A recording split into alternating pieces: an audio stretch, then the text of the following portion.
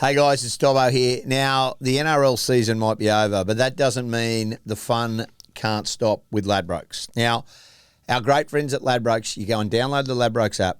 You can join Mates Mode. We'll be having a little flutter over the Spring Carnival, and also with the Ashes series coming up, go and join our pot Inside Ball and just watch this space. But if not, just get on, download the Ladbrokes app and join it today. I absolutely love Ladbrokes. I get on, I have a little flutter most weeks. Sometimes you go well, sometimes you even go better when you're with the Rainmaker. But hey, go and join it today. Yeah, go and join it today. Enjoy it. We've got lots more coming on. Go to the little bullseye where it says more, then you hit Mates Mode, then you go Inside Ball, join the revolution.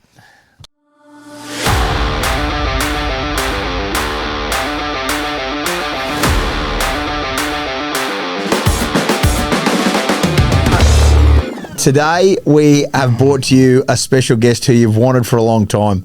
He has been hard to get, believe you me. He has been extremely difficult to get. The Minister for Defence at the Brisbane Broncos. He came there with a goal as an assistant coach. He's a former Bronco. He's a premiership player at South Sydney. We'll get to his career in another day, but he's the defence coach of the Brisbane Broncos. Ben Teo, hello. That wasn't a bad intro. Thank you. Thank you. I've been hard to get. I've been pretty busy lately. Oh, sorry. Last 4 weeks. You've Mate, been bugging me. We've been trying you, Kevie and I, and it took Kevie to be overseas. Yeah. We've been trying you for 12 months. Yeah, I know. Yeah, I know. And you know what you said? I'm too busy, bro. Yeah. I'm too busy. And rightly so. Yeah. Hey, firstly, congrats. Thank you. Premierships, well done to yourself, Madge, Baz, and Matty Ballin. It's a pretty lonely road when your assistant coaches, but I can only imagine the sense of jubilation a little over a week ago on that Sunday night. Yeah, well, I woke up the other day and just to think back 7 days ago, we won a comp, and obviously when you come to a new club, you have ambitions. They're always just dreams and goals, but you never know whether you're going to get there or not because there's so many twists and turns in a year. But for me, coming back to the Broncos this year has been pretty awesome. Unbelievable. I think, obviously, coming back to coach a bunch of players that I played with, like I was at the back end of my career, I was breaking down, physically. And I remember playing with guys like Paddy and Payne and Jordan Ricky and Katoni, and then to be able to come back in a different capacity to help them win, that was enough for me to sort of get me over the line. Okay. So that was a big decision, and your coaching career is well documented. Your playing career and all that's a whole nother chat. But the minute you finished playing, you were like, okay, I've got something to offer. The coaching bug was there. No, not everybody gets it. So am I right in saying Nudgy and an under-20s Redcliffe side in the same year? Yeah. You did that. Then you went to, obviously, the Queensland Cup side and you coached it for 2 seasons. Yeah. And in a lot of ways, that apprenticeship under Wayne Bennett, I suppose it would have been very difficult, but it's like you're cramming for an exam and you've got the teacher there the whole time just helping you. Having him there over those first 3 years, which is so formative as a coach. Can you just give us a little insight into that, and then I'll get to obviously the decision you had to make to come to the Bronx. Yeah, I think when my career was winding down, there was that realisation that, oh my God, I've been under some of the best coaches in the game in both codes. I've been Northern Hemisphere rugby. I've been down here. I've seen a lot and I can help. And then that's when I rung Wayne and I said, can I come see you about coaching? Yeah. And this was around COVID. I went and saw him in the Gold Coast. He said, if you want to coach, you come with me. And if you want to coach, you coach your own team. That's the only way you're going to know whether it's for you or not. So, the cramming was like, a lot of these coaches that have come through now, your Serraldos and that, they sort of finished up their careers early. Yep. So they've had a long apprenticeship of coaching, whereas I had a great career, which finished when I was 34, 35. So for me, I needed to cram in as much coaching as I can. So I coached 2 teams at once. Wayne said to me, my first year I coached 2 teams. I said, all right, I'm going to coach 2 teams. I'll coach Nudgie's second 15 on Tuesday, Thursday, and Monday, Wednesday, Friday, I'll coach a Colts team. So I was coaching every day. I was doing 2 games on the weekend. Yeah. And what I was thinking was, if I can be on the grass with that whistle more than anyone else, I'll start catching. So I'm really doing 2 years at once. Yep. Then the following year, Wayne gives me the Queensland Cup for 2 years, but I'm also his NRL assistant. So I'm his NRL assistant in the morning from 6 a.m. to 2 p.m. and then from 2 p.m. to 8:30 at night, I'm the Queensland Cup head coach. So in 3 years, you've actually had 6 years. Exactly. You've done 6 years coaching in 3 years, which is crazy. Yeah. Can I ask you this? In those moments, I remember talking to you because you were also commentating with me and working, but you were in a coaching box and Wayne came in and you were doing the pressure when Wayne Bennett's come in to watch you in a coach's box when you're making decisions and what was said. I'm just fascinated by that.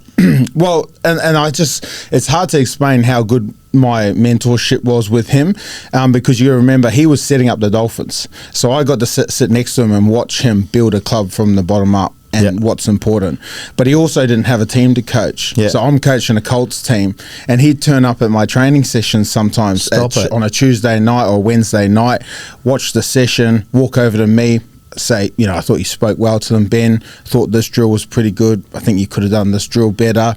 And then, I'd be coaching a team, and next minute the door would open behind me in the coach's box, and he'd come pull up a chair and look, at times I was maybe getting a bit aggressive in there and criticising, and I remember he stopped me and told me not to criticise players in the box and that it's a team game and, not to single out anyone, just like little things like that. He was just pulling me up all the time. So, as you said, I've crammed all this coaching into a couple of years, and the coach I am now is 1,000% because of him, because of Wayne, because of I've been molded right from the get go. I feel in the right way. So I love this. So the decision, and I'm going to preference this by saying that your time at the Dolphins you absolutely loved. That club means a lot to you, and even though you're a Bronco and a South Sydney Rabbitoh, but the Dolphins time, that 3 years, I mean, you'll be forever thankful. And you could have stayed with Wolfie. That was a very much an option. Yeah. But Kev was brave. Kev said, "Listen, I want Ben Teo as my defence coach," and obviously your relationship with Madge when that all went down, Madge is like, "Oh, absolutely," and but that decision for you to come back to Brisbane and the Broncos, that was a huge risk. It was a huge risk. Yeah. Well, going back to the Redcliffe Dolphins, that was really where I got started, and I feel I've taken a lot of what they're about. Their DNA. Redcliffe's always been about tough, hard work, defence. I think I just sort of got absorbed by that while I was there for my time, and I think that's carried on with me. And as you said, there was that opportunity to stay there at the Dolphins, and look, when Kev came knocking, it probably wasn't something I was looking at, to be honest. Yeah. But he's very persuasive. Yeah. And, I remember being on the phone to Kevie, and this was the defining moment. Like he said to me, "Benny, you're a Bronco. Yeah. Come home. You're a Bronco." Yeah. And when he said that, I thought about it, and I thought, I am a Bronco. Yeah. Like I am, and I should go back. And with what I've learned, like I should go back and help. So that happened. I went back. Obviously Kevie leaves and Madge comes in. You'd want a comp under Madge though. Exactly. So, but I hadn't spoke to Madge for a long time. We it's not like we're in contact. Yeah. So in my mind I knew, okay, Madge has come in. I know exactly how he works. I know exactly what he likes. Jesus, these boys are in for it in preseason. But my big thing was that as much as I was disappointed for Kev, like there was still a job to be done. Sure. And let's just get on board with what Madge wants to do and just keep going Well, forward. You're there for the brand. You're not there for the, in the end. Yeah. And, mate, you're close to Kev. You're close to Madge. Yeah. You were there for the brand, though. You're a Bronco I was. first. You're a Bronco first. And that's, I think, how the players felt. You saw Reece this week say, "Hey, listen, I'm so happy to be back with Kev. He's a Bronco. It doesn't mean his relationship is any different with Madge or he doesn't love the Broncos. He just loves Kev in that sense. Well, and if you think right back like 12 months ago, you know, off the back of a poor season for the Broncos, they come 12th. Yeah. And, you know, when I had sort of made that decision, I got a lot of like, oh, what are you doing, man? Yeah. Why would you go back to the Broncos, mate? Like, they're terrible, you know? You want to go back there as their defense coach? Like, are you mad? Like, mate, stay away from there, Benny. Like, I got a lot of that. But as I said, that sort of statement from Kevie, you're a Bronco. You're a Bronco. Like, isn't that's the one that, no, I'll go. I'm going to go. Yeah. And I'm ready for the challenge, and I feel like I can help. So Madge gives you the defence. Yeah. Now, and if I'm honest with you, the years gone by with Brisbane, attack's never been an issue. They can score points at anywhere. Oh, yeah. And we've called this game. But you know what they can do? They could leak points. And that's not just net last year, 24. I'm going back 10, 12, 17, 18, 19, 20. Like Broncos have been able to attack. They've always been able to attack. But for me, they feel like a little bit defensively they'd lost their hard edge. Not being disrespectful. They leaked points, and when it got a little bit tough sometimes, you know what? It didn't. So let's start through at the beginning, like the preseason. It was brutal. I mean, all these talks are like, I mean, there's so much narrative around how hard was the preseason.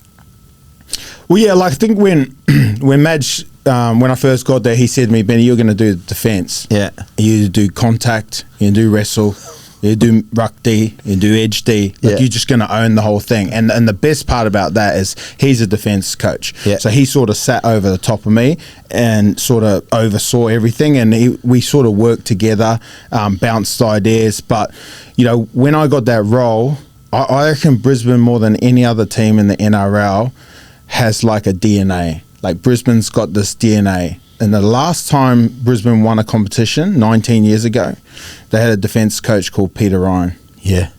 Now, Peter Ryan taught me. Yeah, right. So I'm thinking to myself, I know Peter Ryan. I know how Rhino would get these guys going. I know the drills he would do. I know what's important. So what I did is I watched all the games and all the tries from year before. And what I realised was if I could fix one-on-one tackling, if I could fix that, I saw a lot of tries that were just one-on-one misses. Like, if I could fix a lot of them, we could bring the points down. That equals wins, confidence, and all that. So that's something I really had in my mind. So you talk about preseason, like Madge was the one that he was pushing them. Yeah. And he was prodding everyone from S&Cs, the coaches. But from my point of view, we just honed in on the contact. Mate, everybody talks about the dojo tent. You took them away. You got a wrestling, and this is... Yeah. You got some, and I met this bloke. Yeah, Jaden. Yeah. And they took them off farm, so they weren't doing it at Broncos. You took them to this dojo. Yeah. And, mate, they got belted. Yeah. And no one saw it, and they were all too scared to talk about it. But I reckon it sets you up. So just give us some insight. What you said to them, you're like, this is going to be hard. Yeah. And it was something that they'd never ever done before at that level. Yeah. No, I don't think they had ever experienced that, and that's probably something that's a Madge thing. Like, he's always had those type of sessions. So as I said, I knew what he was like.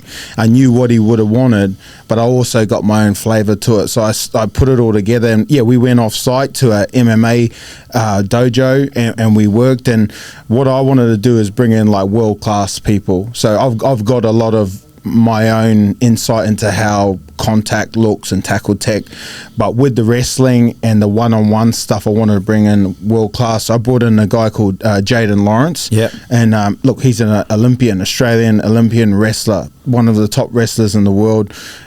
You know, he goes over, he trains in places like Dagestan, and so he's the real deal. Yeah, so brought him in, and he was outstanding for me. How were the boys to him? Oh, well, a few got to wrestle him and realize, he's the real deal. He's the real deal. But they took a lot out of it, and they were tough preseason sessions, grueling, long.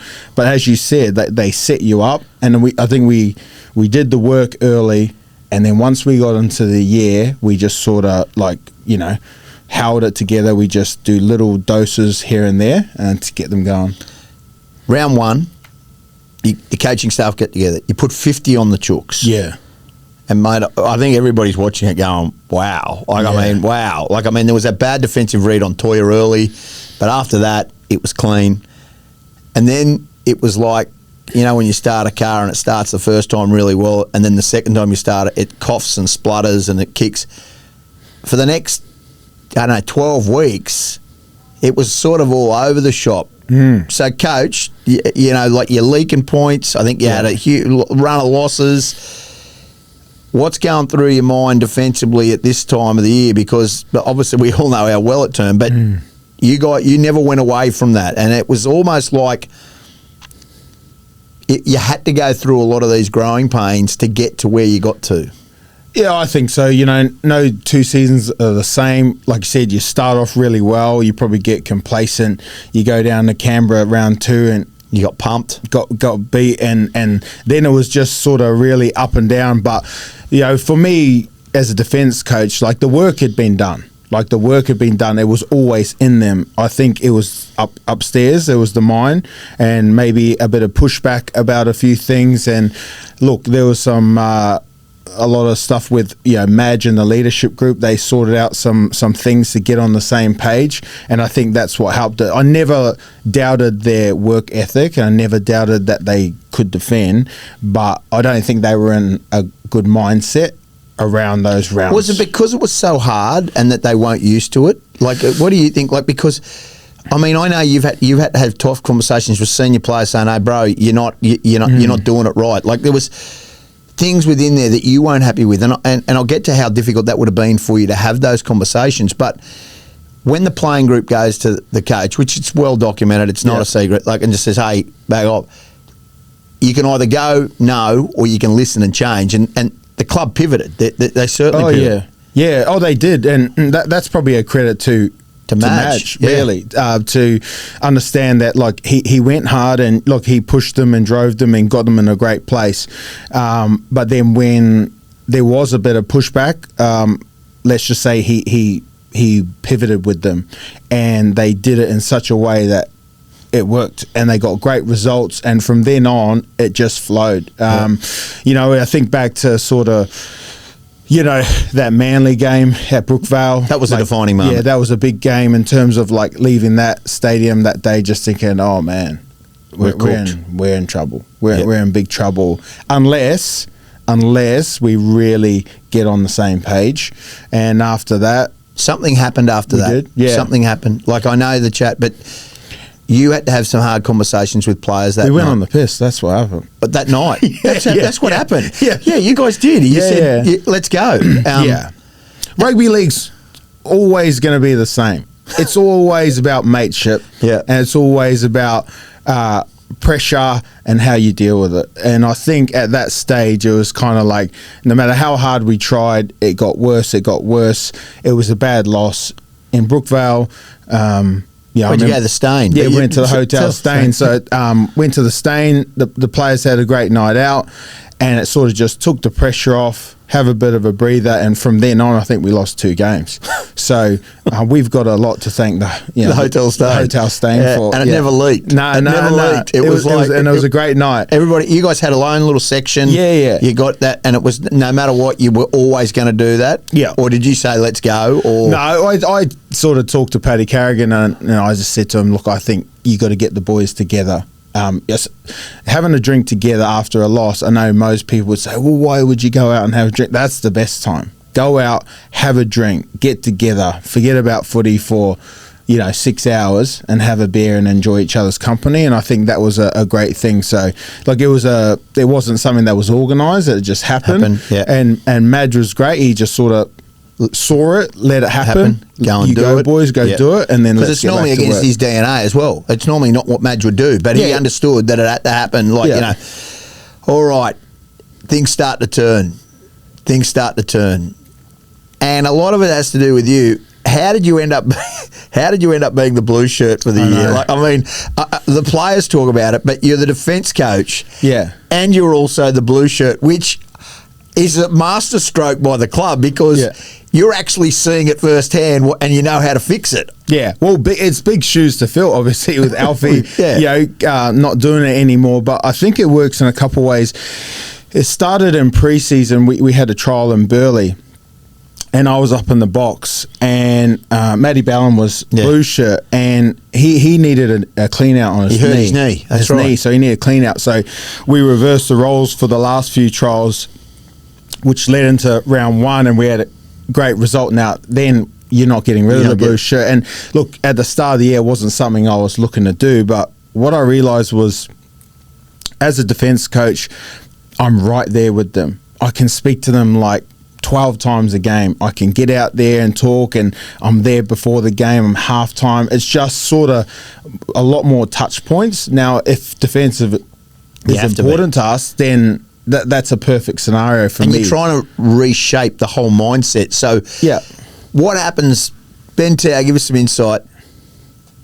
They score a try. Let's go. Let's talk the grand final. So the blue shirt, give us some insight. Yeah. You score first, that's fine. You go out to the centre and you'd probably just give them some water, say good. Yeah. But then they put two on you. Yeah. Are you the one talking under the posts? Is that your role then? Yeah. So what usually happens is once the try is scored, Madge is up there, he's watching it, and then he'll send a message, and he's usually been sending messages, so I get an idea of where his head's at. But because he's up high, he can see more, so I'll say, what happened there? And he'll tell me, so-and-so's too tight, you need to talk to them about this. Now, he gives me like 10 things, but I don't have that long, so I've got to jog out. So on my way out, I'm thinking, okay, how do I hit this really well? Yep. And so by the time I get out there, they've usually had a little bit of a chat. I make them have two breaths, and then I'll deliver my piece. So I'm trying to get in a little bit of tactical, feed them a little bit of energy, and then some positivity. Let's go kick off. Let's get back into it. So it's sort of summarising what Madge is saying. But you're in your own way. In my own way. Geez, that's good for your coaching. Like, remembering that you've done 6 years apprenticeship under Wayne, you're now the defensive coach at the biggest club. Well, people can say what they want. It's the biggest club in the competition.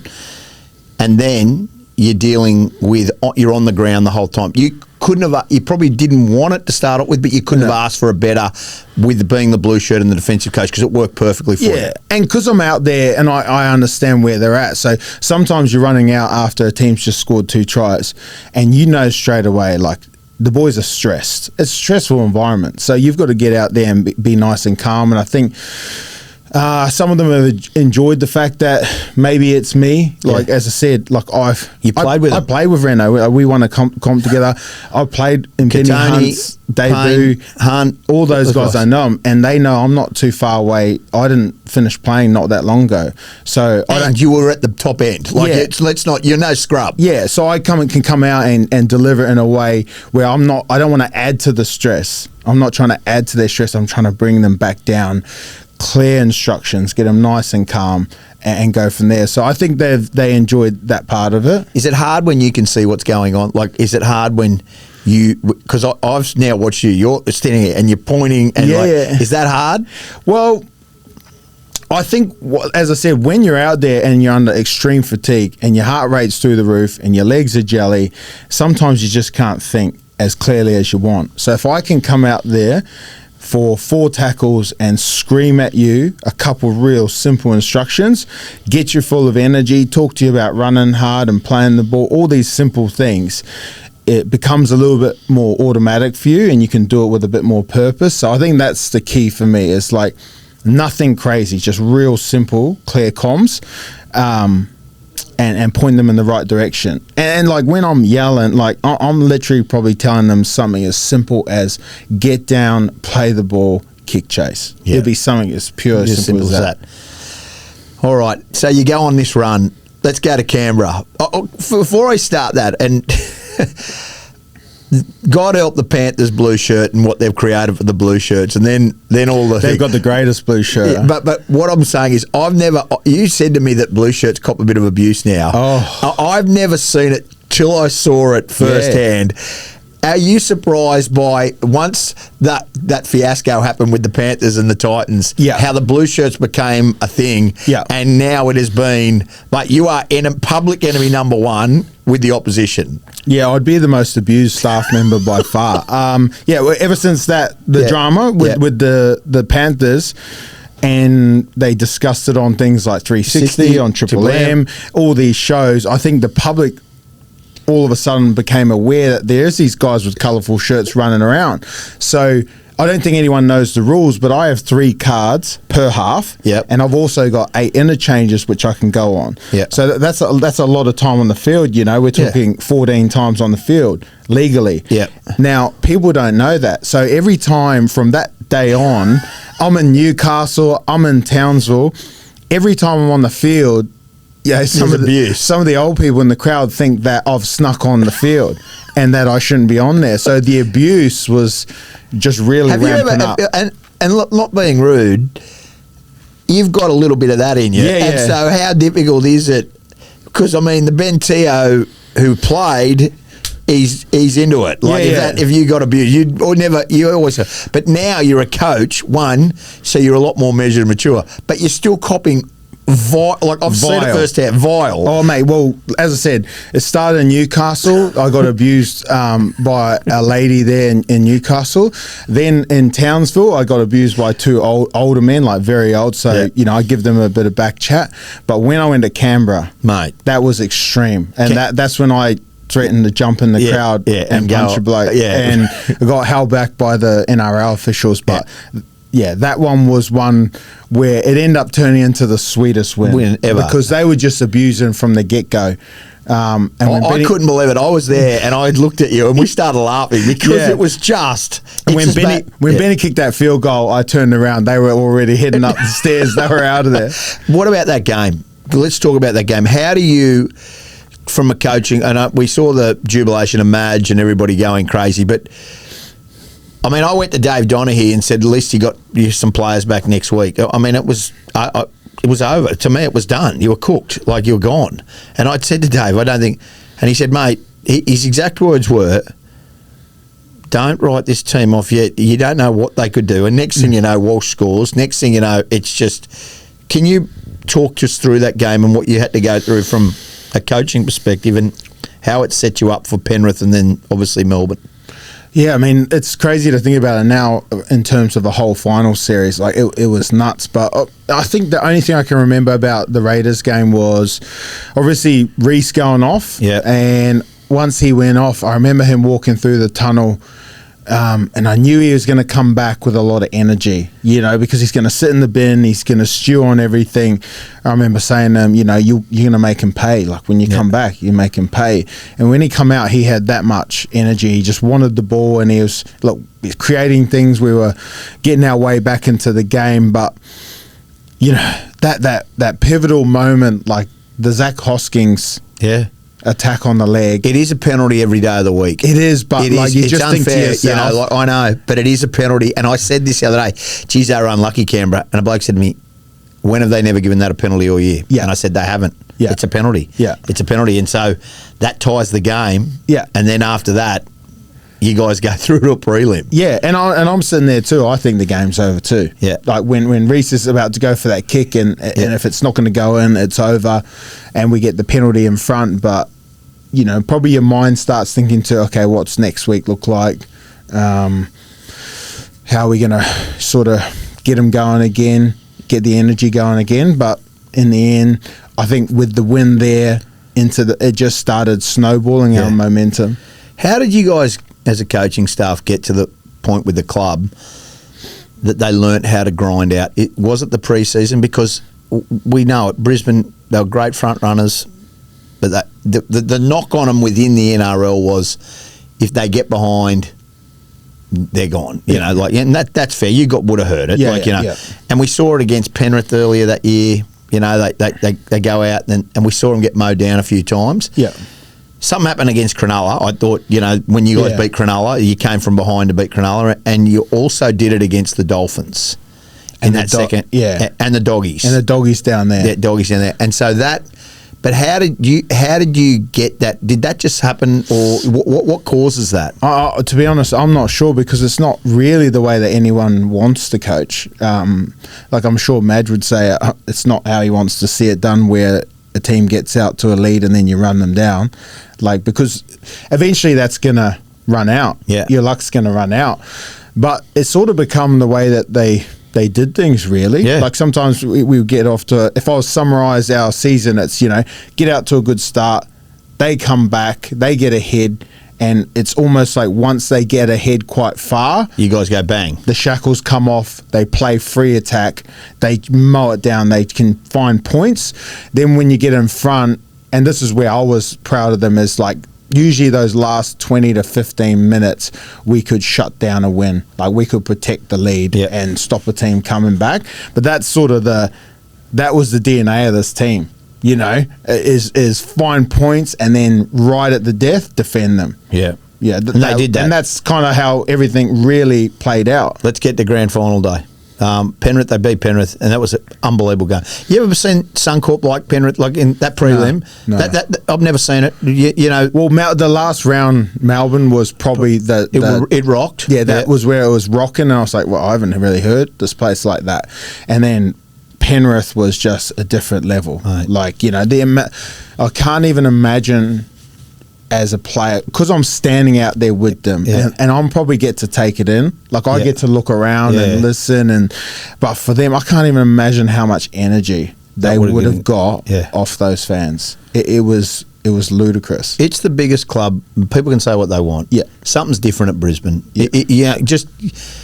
I'll get to the grand final, but just your thought. Like you played at South when they broke the drought. Yeah. Like, Madge came there saying, I've been with a big club, and he had to go, nah, I haven't been. Yeah. It is without doubt the biggest club. And we've seen the Dogs. There's some big clubs there. But if you're a Bronco, it comes with an enormous amount of pressure, but you also get the opposite, which is that 52,000. Like you've never seen anything like that day. Yeah. There's no middle ground with it. When things are good in Brisbane, and I've been here when it's good, you're flying, everyone's happy, the town's happy. But when it's bad, it's bad. Yeah. And I think where players from other clubs don't understand this. I played at South, and it's a huge club in Sydney, but nowhere near the same media. You're not reading. Every Monday morning, your player ratings and 4 articles about the loss on the weekend. It's sort of shared between all the teams. Yeah. So there's no real comparison, I think, to Brisbane in terms of media exposure and fans, really. But you also, with that comes more dollars. And more opportunity. Would you say the Instagram players followers? Instagram followers, But that all comes with it. They are their own, dead set own celebrities. That without a doubt, you would say that. Yeah, and that's always probably what's attracted players to Brisbane. Yeah, I mean, if you really want to come up and test yourself, it's a week-to-week big environment where people always talk about teams love to come to Brisbane to play. Well, you always get a spectacle. So, yeah, I think if you look at our current players at the moment, a lot of them are doing well off the field from it. And that comes about through success and the fan base. Grand final day, you've got through the prelims, coaches. Yeah, you're coming up against the Melbourne Storm side. Melbourne Storm never lose 2 grand finals in a row. Yeah, Melbourne Storm have Harry Grant, Cam Munster, Ryan Pappenhausen, Jerome Hughes. The list goes on. Didn't bother you. It didn't bother you guys. You guys were supremely confident. And I said this to my wife. I said this to a lot of people. I said, they're going to win this. You guys were genuinely very confident that you could beat Melbourne. Why was that? Well, I think if you think about the season, like we had the up and then we had a big down. We rode the roller coaster. Yeah. So I think we become pretty strong and resilient mentally, not only as players but as staff. So I think after that Canberra game, I think there was just a real belief in the squad and that we can get it done as a club, but not a cockiness, like in terms of like if I look back at the last 4 weeks of finals, all I can think about is the amount of hours that I was watching film. So by the time I get to Penrith and playing them in a prelim, I'm not worried about results. I'm not thinking about results. I'm just thinking about all the work that I've put in and will it come to fruition? Like, is the things that I've told them, are they going to play out? Are they going to be right? The instructions, are they going to be the same? So that was the same by the time we got to the grand final. I wasn't really thinking about when. I was just thinking about the process, that we had to go to. And so how did you, when you got to that process and you taught them that whole week and you told them the game plan, mate, you got to shut Cameron down, you got to shut Harry down. How did you have to adjust? You had to pivot because by half time, it was almost over. Like it was almost over. And they had the run. They were absolutely tearing you guys around the ruck. Yeah. So what had to change? Because somehow you guys, and yes, they had 2 on the bench. Yes, it got to a war of attrition. But you stopped that run around the ruck. It like Harry Grant, he by his own admission, he played nowhere to be seen in the second half. Yeah. Munster, nowhere to be seen. What did you do from a defensive perspective there? Well, I just think they caught us out with a couple of plays that we weren't ready for. So this is where my mind's at. So, you know, one of their tries they scored with I think Katoa caught the ball and doubled it up, gave it back to someone. We call it like a double round. Now, as soon as he done that play and they scored. Is that Meany try? I think it was, I have to. That first try there, Meany, they went out the back. Yeah. And it was like this pet play, and then he came back in on an angle. Yeah. And so as soon as I saw that, my mind just went back like, oh my God. Like, because you have so much film. You got so many plays that you want to show the players. But I can't have them in the meeting room for 3 hours. I've got to condense it down. So you got to trim things off. And you trim things off that you think or are not as important or that they might not happen. I focus on the real main stuff, and I had trimmed that one off. So you'd gone. So when I saw the play and I saw the try, my mind just went, "Oh my God, I had that play. I knew I should have showed them that play." That's what I'm thinking out on the ground. I'm thinking, "Oh my God." So in my mind, I'm just thinking, okay, what else can I give instructions of what I've seen that they might be throwing? Yeah. And Matty Ballin's up in the box too, so he's yelling, telling me like what shapes they're running and stuff. So I'm always just trying to work it out on the run. But I'll be honest, I think when you look at it, it's Melbourne always start fast and then try and blow you off the park, and then they hold on.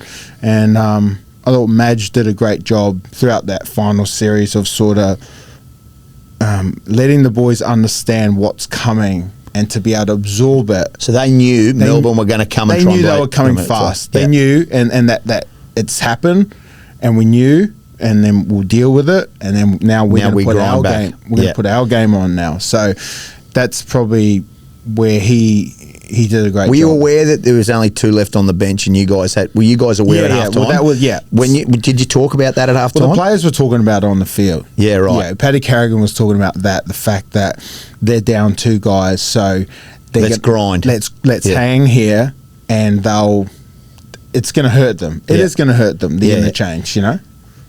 Reese's try in the first half. Yeah. What do you think? As a coach, no one else can do it. I mean, when I saw that, I was like, it looked like a video game. Yeah. You know, it looked like a video game. He just came round on the left and bang, bang, bang, break tackles, scored under the post. And I just thought to myself, if he can do that now, like what's the rest of the game look like? Yeah. Like he's on. You know, he's in the zone on the biggest day for the biggest players, you know? Is he your proudest I know you get an immense sense of pride when you see success through players. Am I wrong in saying, I reckon he's your best student? Like, you must have been, as a teacher of defence, what he did in the biggest occasion. I'm not going to say there was question marks about his defence, but no one ever has seen a defensive performance. I think that was more impressive for me than the attack. Yeah. His defence. So, as a defence coach, what are you feeling in those moments with what he? Because I mean, he was. Yeah. I don't know if he ever plays a better game than this. Yeah. I mean this. Oh, very proud. I met Reece when I first come back to the Broncos, and he was over in the academy. Yeah. And I went and trained with the academy. I think it was remember. Like 2 or over 3 the other weeks field, over the old field. So it was me and him and another guy called Josh James. And when we trained together, and I remember him turning up in this old black BMW from the Gold Coast, and everyone told me about him, this kid from Nerang, the Nerang Rooster. And he had a bit about him. He's from Keebra. I went to Keebra, so we had a lot in common. And so watched him sort of come through. Then when I was at Redcliffe, he was there with the Warriors. Yes. So I've always sort of watched him. And look, he burst on the scene when he come back to Brisbane. But I think the best part about it is I talked to you about those one-on-one tackling drills and throughout the preseason, the work, and it's not, you're at training all the time. We have a lot of heated conversations, me and Reece. There's been a lot of arguments and a lot of me wanting him to do something and him disagreeing or there's been a lot. And I think throughout... Is that hard?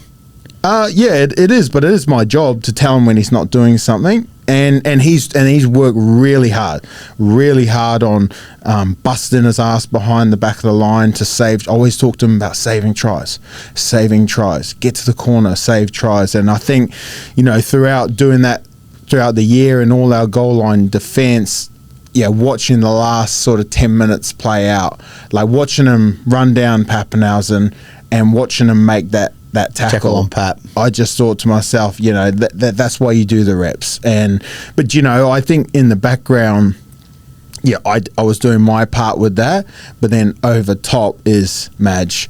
Madge is over top. Just Madge probably puts more into him than I do. I do on the field. And then when we're off the field, I just try and talk to him like, he's Reece, like, what are you up to this weekend? Does he acknowledge that you were hard, but it worked? Like, in those moments, did he come up? I mean, everybody had a few beers. Did he say to you, thank you? Or, because he's a student of the game. Yeah, so. he did. I think it was at 3 a.m. in that nightclub. I think it was at Mansion nightclub in King's Cross. How good. I think we had you have those chats at that time, and he said, thinking about all those times, me yelling at him on the field and to get in position and to work hard and all that stuff. You have those type of heated conversations, but you'll want the best, and they don't always come out in a premiership win. But to see it like that, he's a champion forever. That whole team is. What about Payne Haas as a forward? You're a forward. The work that bloke does... To coach a kid like him, he's 25.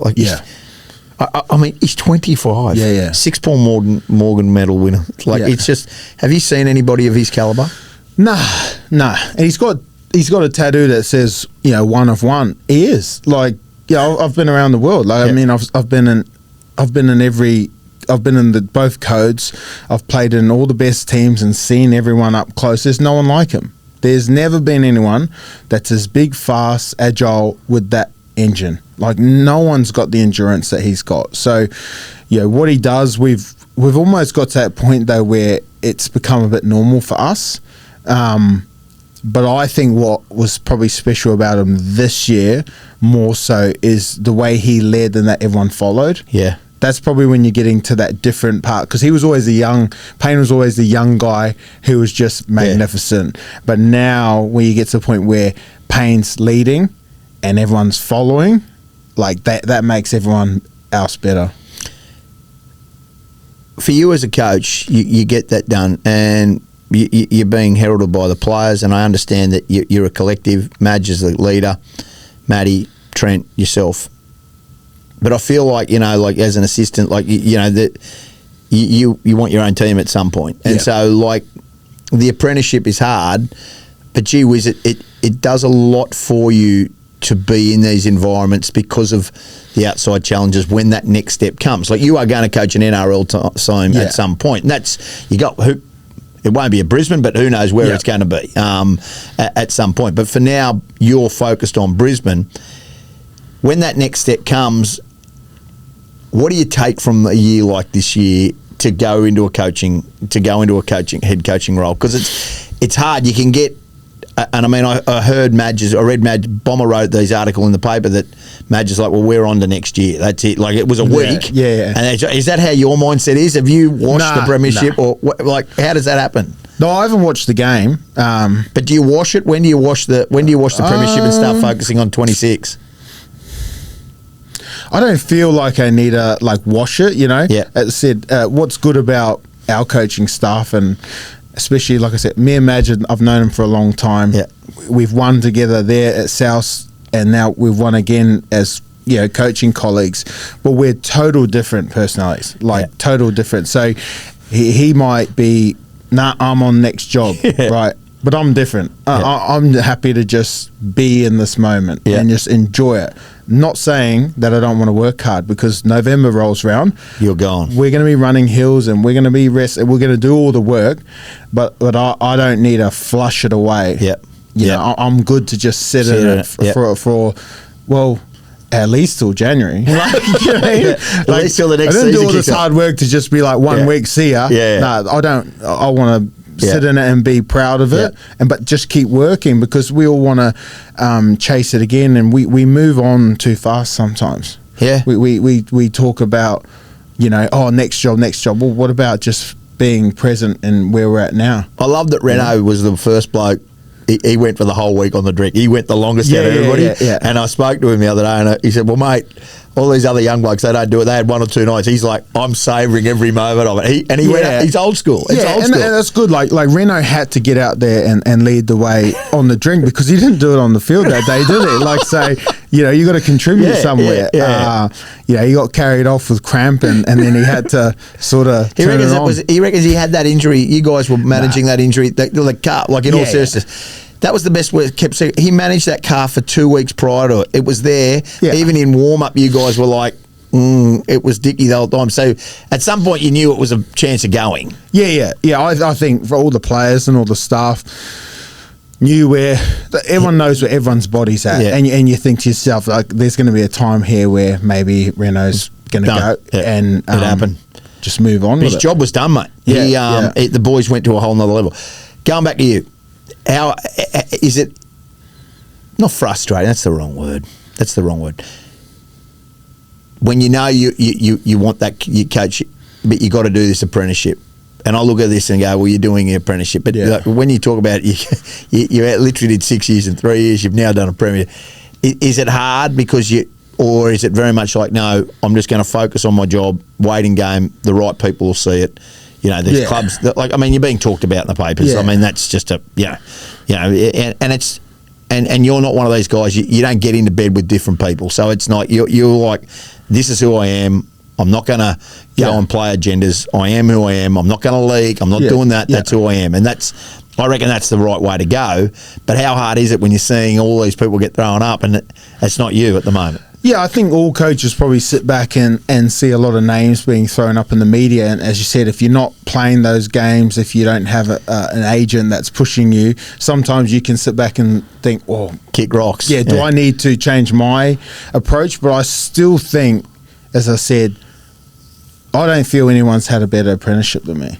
Oh, I'm sure. I don't think anyone started their coaching journey with Wayne Bennett as their mentor for 3 years, who got to coach their own team, but also coach in the NRL setup, to then come to Brisbane. You know, all these things that I think under Michael Maguire, coach defence, be the blue shirt, win a comp. Exactly. So I'm not worried about that. I know that the apprenticeship's being done properly. Now, I've always said this: the right person or club will come find me when it's right, when they're looking for what they're looking for. You know, there's a certain style to me that I'm not just out there, what's that job? I want to have a go at that. I want to have a go at that. The right one will come find. And then once you're there, you're there. So I always think it's a lonely place when you get there too. Yeah. You know, when you get that job and all that pressure, you know, there's no turning back then saying, I'd like to learn a few more lessons. No. Like, you're in now. You got to go. You're in. So that's what I'm making sure, that when I walk in that door and I do take on that role, I'm ready. And I've known I'm ready, but I'm just saying I'm not too worried about it. Premiership player on the field, premiership coach off the field at the Broncos, assistant coach. Congratulations. Good year. Thank you. Enjoy the off-season, my friend. Cheers.